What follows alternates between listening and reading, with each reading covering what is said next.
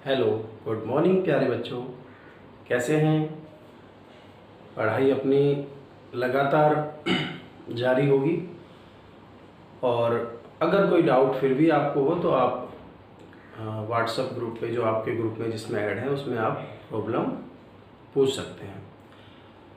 Biology foundation 11th class में हम biology के बेसिक में पढ़ रहे हैं कि हमने कैसे उनका नामकरण किया, कैसे हमने उनका क्लासिफिकेशन यानी वर्गीकरण किया। तो कल हमने मनुष्य का वर्गीकरण लिखा था। इससे पहले वाले वीडियो में मनुष्य का वर्गीकरण हमने पढ़ा था। आज हम एक पौधे का भी वर्गीकरण लेके चलते हैं, जिससे हमको ये हो जाएगा भाई एक पौधे का भी कंप्लीट वर्गीकरण जो है वो हमारे पास है। तो सबसे पहले लिखते हैं बड़े स्तर पर, चाहे तो हम उसका सामान्य नाम लिख सकते हैं, सामान्य नाम।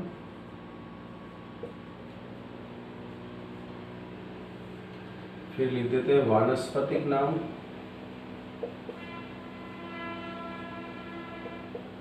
ये वैज्ञानिक नाम, कोई पौधा है तो उसके वैज्ञानिक नाम को वानस्पतिक नाम बोल देते हैं। जैसे पौधा है गेहूं, सामान्य वानस्पतिक नाम हो जाता है इसका ट्रिटिकम एस्टिवम।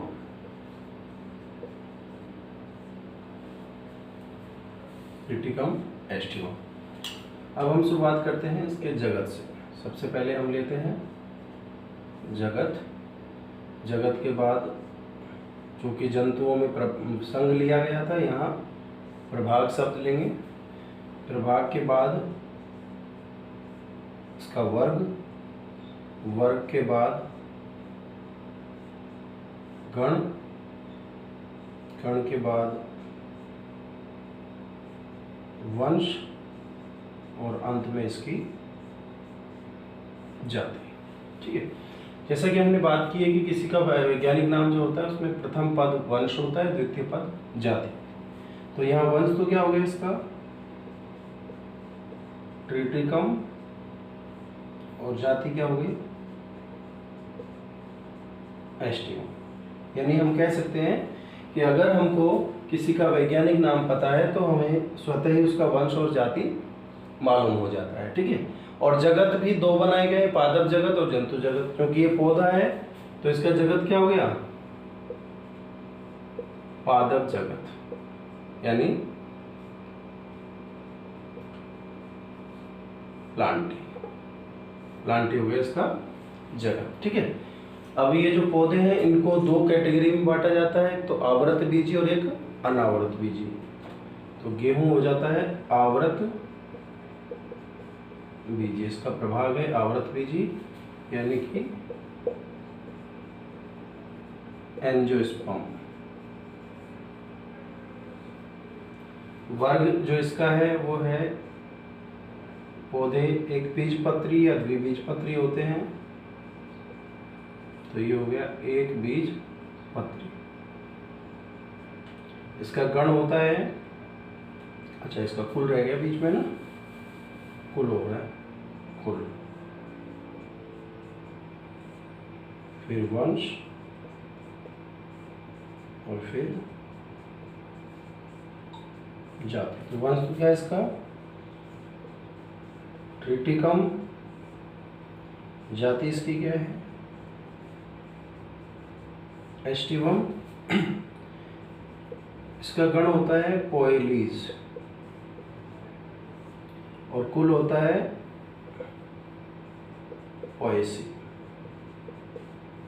जिसको ग्रेमिनी कुल भी बोलते हैं। ये घास कुल है, इसमें गेहूं भी घास है एक प्रकार की, तो घासों में ही पढ़ते हैं इसको, गेहूं को। तो ये हो गया इसका सामान्य नाम गेहूं, वानस्पतिक नाम ट्रिटिकम एस्टिवम, जगत पादप जगत या प्लांटी, प्रभाग आवृत बीजी या एंजियोस्पर्म, वर्ग एक बीजपत्री या मोनो कोटिलीडन, मोनोकोटिलीडन, गण पोएलीज कुल पोएसिया ग्रेमिनी, वंश ट्रिटिकम और जाति एस्टिवम। तो इस तरह से ये गेहूं के पौधे का संपूर्ण वर्गीकरण हो जाता है। इससे पहले हमने मनुष्य का वर्गीकरण पढ़ा था, जिसमें मनुष्य सामान्य नाम था, वैज्ञानिक नाम या जूलॉजिकल जो नेम है वो मनुष्य का होता है होमो सैपियंस। मनुष्य का जगत जो है वो जंतु जगत या एनिमेलिया होता है। प्रभाव की जगह वहाँ संघ काम में लेते हैं। संघ पृष्ठवंशी या कोर्डेटा संघ होता है। वर्ग स्तनधारी या मैमेलिया। गण जो होता है मनुष्य का वो होता है होमोनिडी, लेकिन जो गण है उससे पहले गण जो है मनुष्य का वो होता है प्राइमेटा। कुल होमोनिडी, वंश होमो और जाति सैपियंस। ठीक है, तो इस तरह से ये एक पादप का संपूर्ण वर्गीकरण हो गया। यानी वर्गीकरण से हम किसी भी जीव की, चाहे पौधा है चाहे जंतु है, उसकी विस्तृत जानकारी हमें प्राप्त हो जाती है। वर्गीकरण जो है उसके कुछ प्रकार दिए गए हैं कि वर्गीकरण किस प्रकार से होते हैं। तो वर्गीकरण के जो प्रकार हैं उनमें सबसे पहला जो वर्गीकरण आता है वो आता है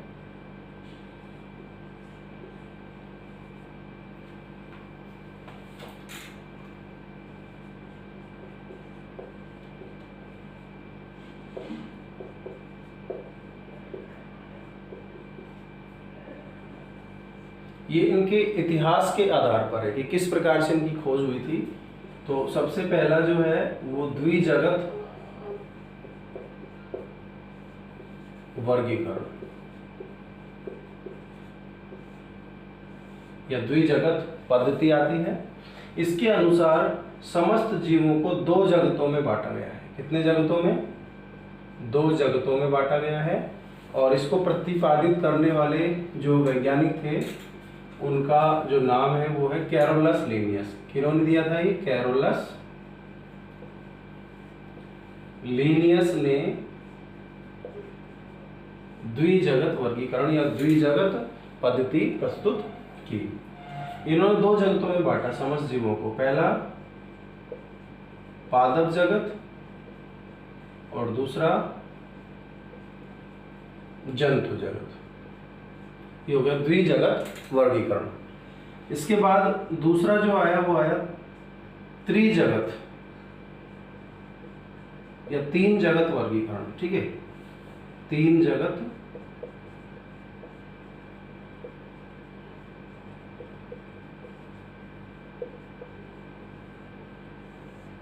इसको देने वाले थे हैकल। हैकल ने ये प्रस्तुत किया और इसमें तीन जगतों में समस्त जीवों को बांटा। दो तो यही थे, यानी पादप जगत और जंतु जगत। एक जगत इसमें और शामिल किया गया जिसका नाम रख दिया गया कवक जगत।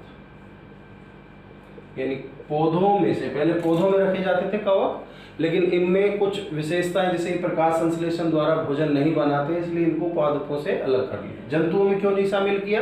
क्योंकि इनके अंदर कोशिका भित्ति होती है, काइटिन की बनी होती है, इसलिए इनको जंतुओं में नहीं रख सकते। तो कवक जगत को अलग निकाल दिया। पादप जगत और जंतु जगत पहले की तरह ही यहां पर भी थे।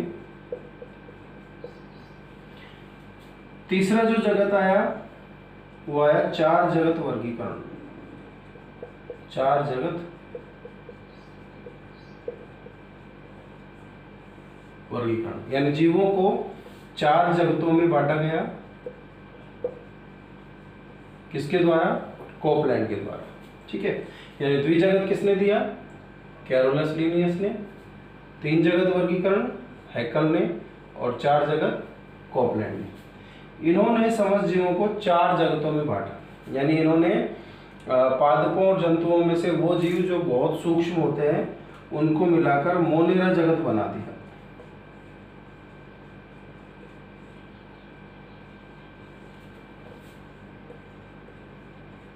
कवक जगत और पादप जगत और जंतु जगत पहले की तरह ही इसमें भी थे।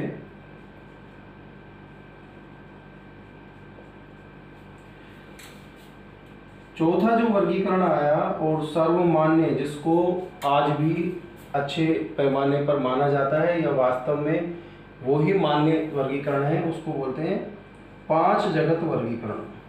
5 जगत वर्गीकरण, या इसको पंच जगत अवधारणा भी कहते हैं। पंच जगत अवधारणा ये दी थी R.H. व्हिटेकर ने। R.H. व्हिटेकर ने 5 जगत अवधारणा प्रस्तुत की। इन्होंने समस्त जीवों को 5 जगतों में बांटा, जिसमें इन्होंने इनको क्रम से और व्यवस्थित कर दिया। इन सबसे निचले स्तर पर मोनेरा जगत, मोनेरा से थोड़े से विकसित प्रोटिस्टा जगत, यानी ये विकास के आधार पर इनको बांट दिया। सबसे कम विकसित कौन से हैं? मोनेरा, तो सबसे नीचे रखा इनको। उसके ऊपर प्रोटिस्टा, फिर जो कवक यानी फंगी जगत को इसके ऊपर रखा, इसके ऊपर पादप जगत, और सबसे जो ऊपर जगत आया वो जंतु जगत, क्योंकि ये सबसे विकसित जगत माना गया है जंतु जगत। तो R.H. व्हिटेकर ने समस्त जीवों को 5 जगतों में बांटा। सबसे निचले स्तर पर मोनेरा, उसके ऊपर प्रोटिस्टा, फिर कवक, फिर पादप और फिर जंतु। ठीक है, और इन्होंने इसको एक इस तरह के डायग्राम के थ्रू भी प्रस्तुत किया। इसमें क्या है, सबसे नीचे स्तर पर तो इन्होंने किसको रखा? मोनेरा को। मोनेरा से ऊपर रखा प्रोटिस्टा को, यहां पर कवक जगत, यहां पर पादप जगत और यहां पर जंतु जगत। यानी यहां से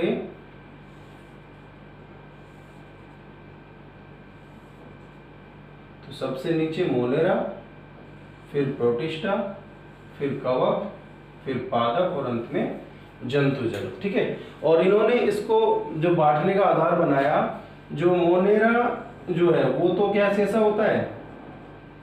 प्रोकैरियोटिक, ये प्रोकैरियोटिक जीव हैं। ठीक है, और मोनेरा से ऊपर जितने भी हैं ये सारे यूकैरियोटिक।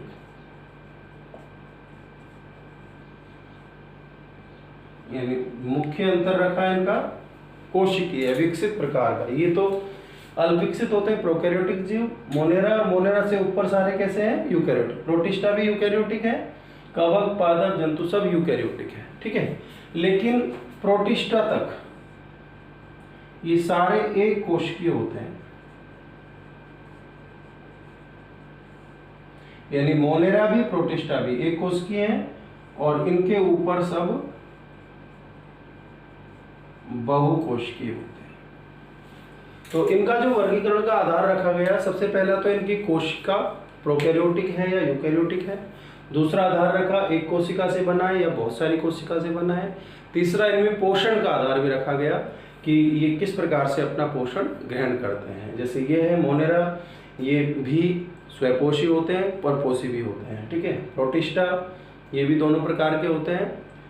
लेकिन कवकों की बात करें, ये मृतोपजीवी होते हैं, सड़े गले मृत जीवों से पोषण ग्रहण करते हैं। पादप स्वपोषी होते हैं, कुछ अपवाद भी हैं जिसमें ये कीट भक्षी का काम भी कर लेते हैं। जंतु जो हैं वो परपोषी होते हैं। तो ये भी इनका एक आधार रहा। और भी बहुत सारे आधार हैं इनके। तो इन सभी आधारों के पर इनको हमने 5 जगतों में बांटा। किसको दिया जाता है इसका श्रेय? R.H. व्हिटेकर को। ठीक है, तो ये वर्गीकरण के प्रकार हैं। सबसे पहले द्विजगत वर्गीकरण कैरोलस लिनियस ने दिया। 2 जगत बनाए, पादप जगत, जंतु जगत। 3 जगत वर्गीकरण हैकल ने दिया। 3 जगत बनाए, कवक जगत, पादप जगत, जंतु जगत। 4 जगत वर्गीकरण कोपलैंड ने दिया। मोनेरा जगत, कवक जगत, पादप जगत और जंतु जगत, 4 जगत आते हैं इसमें। 5 जगत वर्गीकरण या पंच जगत अवधारणा R.H. व्हिटेकर ने दी।